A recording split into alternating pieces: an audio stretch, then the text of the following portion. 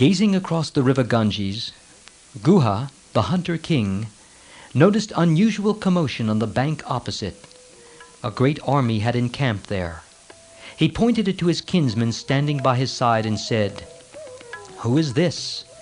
And why has he come here with a large army, apparently to cross the river? The flag suggests that it is Kaikeyi's son, Bharata, and his army.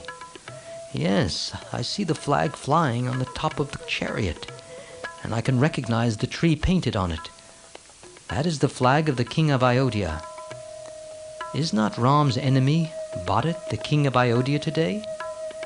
Having secured the kingdom unjustly through his mother Kaikeyi, it looks as though he is pursuing Ram here to slay him. Get together our warriors and kinsmen and friends. Let them stand ready on this bank. Gather all the boats and fill them with armed men ready for battle. Let us wait and see. If the newcomers are well disposed towards Ram, we shall help them cross the river and come over to this side. But if their intention is hostile, we shall prevent them."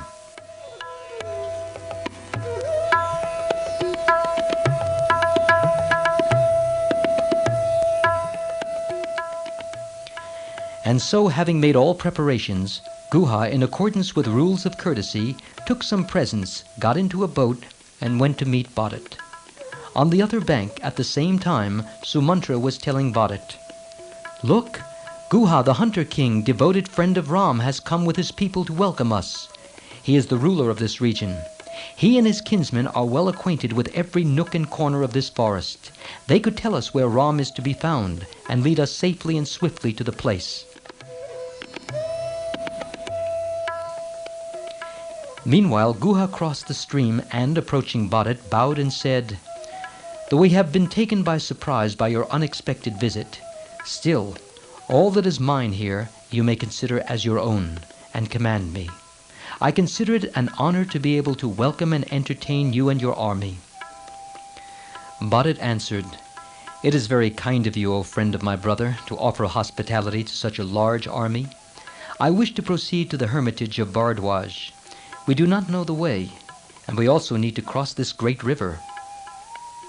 Guha bowed before him with clasped hands and said politely, "My lord, my servants and myself are ready to go with you and act as guides.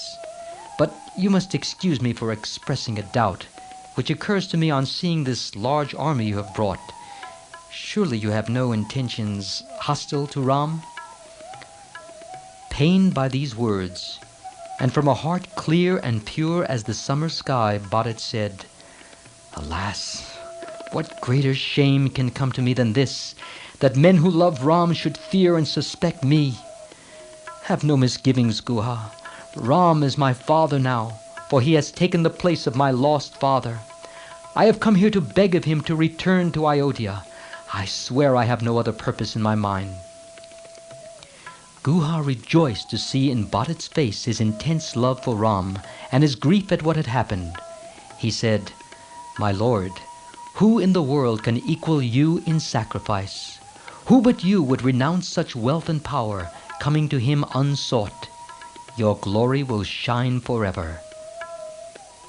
The hunter king supplied Bharata's army with all it needed. The hosts and guests retired for the night.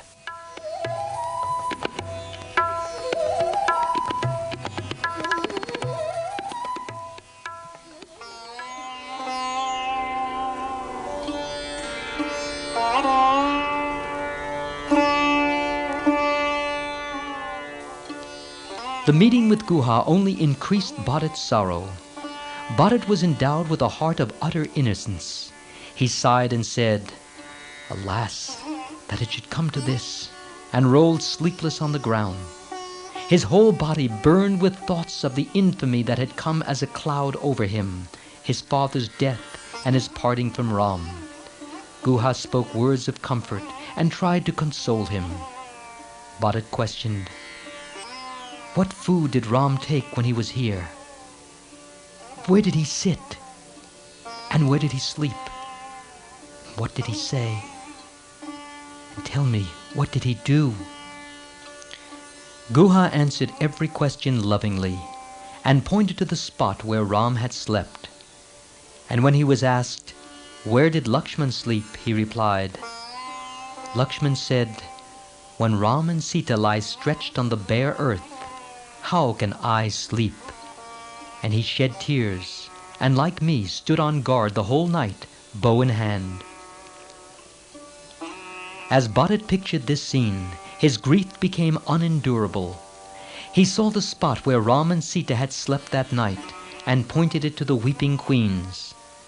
Asked what Ram ate, Guha answered, "My lord, they fasted that night. Lakshman brought some water and Ram drank of it, and then handed it back to Lakshman to drink. The food I brought was returned, untasted." The following morning they matted their locks and walked into the forest.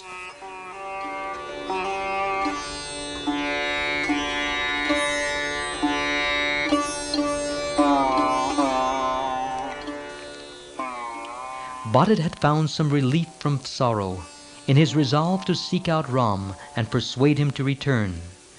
But his talk with Guha and the sights he saw brought it back in full flood. He lamented, "For my sake, Ram, you slept on the grass. I have seen the spot, and I still live.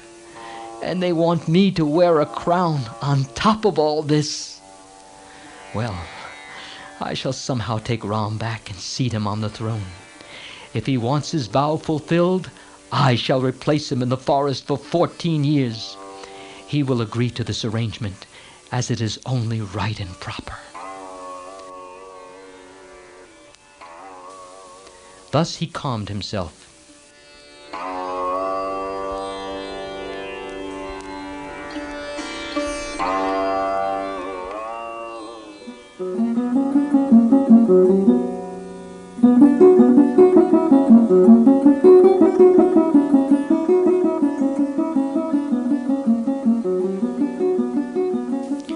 Early next morning, Bharat woke up Satrughan.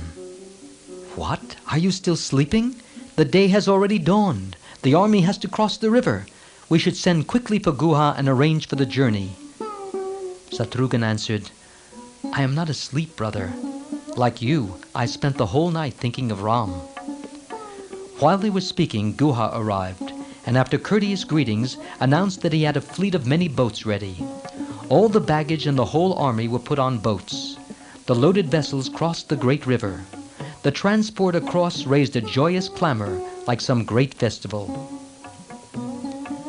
The people did not see the sorrow in Bharat's heart, for they had concluded, even when Bharat set out, that Ram would surely return. They went forward rejoicing that soon Ram would be in their midst as crowned king, and all their recent sorrows would pass like a bad dream.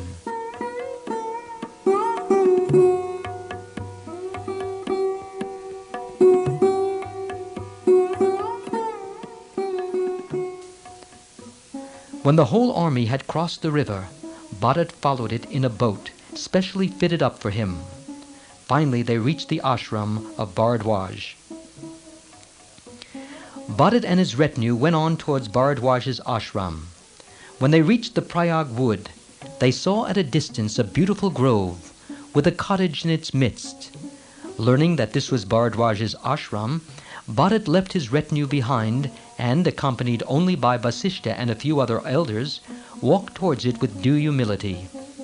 Divesting himself of his silk garments and his weapons, and accompanied only by the ministers, he went on foot behind Vasishtha. A little further on, he left behind even the ministers, and he and Vasishtha went forward alone.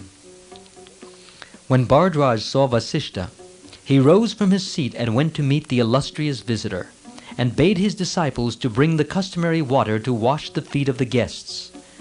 Bharat offered humble salutations to Bharadwaj. Learning who he was, the sage received him with the respect due to a king, and made inquiries concerning his welfare. He thoughtfully refrained from making any mention of the sad fate of Dasarath.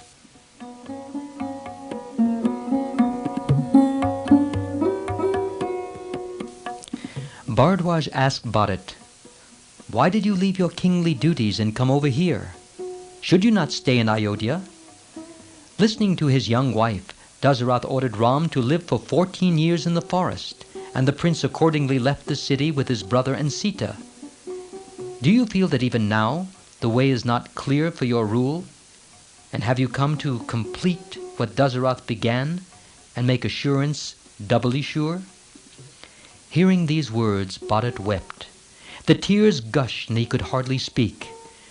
Death, he said, would be better than such a life as this. Do you doubt me, master? Please do not blame me for what was done by my mother in my absence without my knowledge or consent. I have come now to do my utmost to persuade Ram to go back with me to Ayodhya and there to be crowned king. And it is my purpose to be his humble slave all my life. I have come here to ask you where Ram dwells, to go and beg of him to return home. And me you suspect. Bharadwaj said, Bharat, I know your real nature. You are a scion of the race of Raghu. I questioned you because I wished to draw out a revelation of your affection and loyalty, and thereby establish and spread your glory. Do not grieve. The prince is dwelling on Chitrakoot hill. Stay here today. Tomorrow you and your ministers can go there. You will please me by accepting hospitality for a day in my ashram. Bharat said, My lord, your wishes and words of affection are a feast to me. What more is required?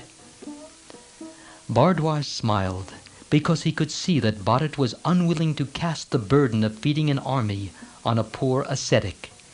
He said, I am bound to entertain you in a manner worthy of your status and goodness. Why have you left behind your army and retinue? Bharat answered, I follow the rule that one should not approach a sage's dwelling with a retinue. There is a big crowd following me. It would be a great disturbance to you if they all came here. The rishi replied, Nothing of the sort. Order them all to come up. And so Bharat ordered. Bharadwaj went to the sacrificial fire, and, uttering holy prayers, sipped water 3 times and called on the demigods Vishvakarma, Maya, Yama, Varun, Kubera, Agni, and other celestial beings, and ordered them to produce a great feast for Bharat and his followers. This they did lavishly. Everyone had ample accommodation. Sandal paste, flowers, food and drink, music, and dance by divine performers were all provided. Bharadwaj's feast was more sumptuous than that given by great kings to one another. Dwellings and vehicles and servants came suddenly into being. The guests forgot themselves in the feast. They ate fully and soon fell fast asleep.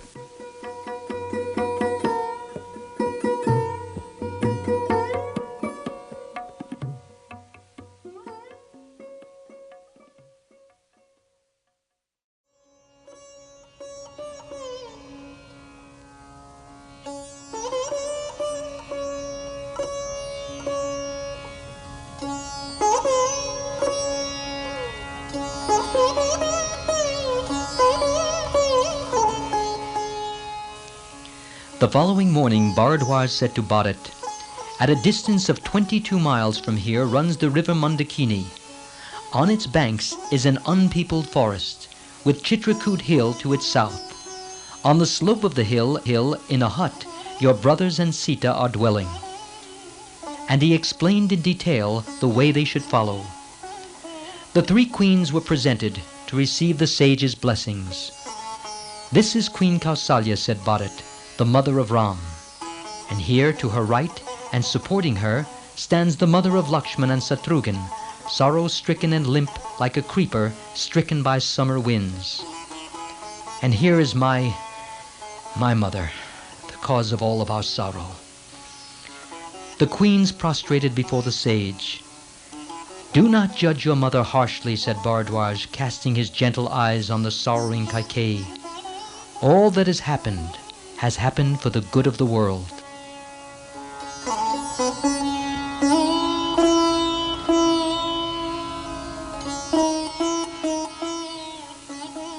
Bharat and his great retinue took the forest path as directed by Bharadwaj.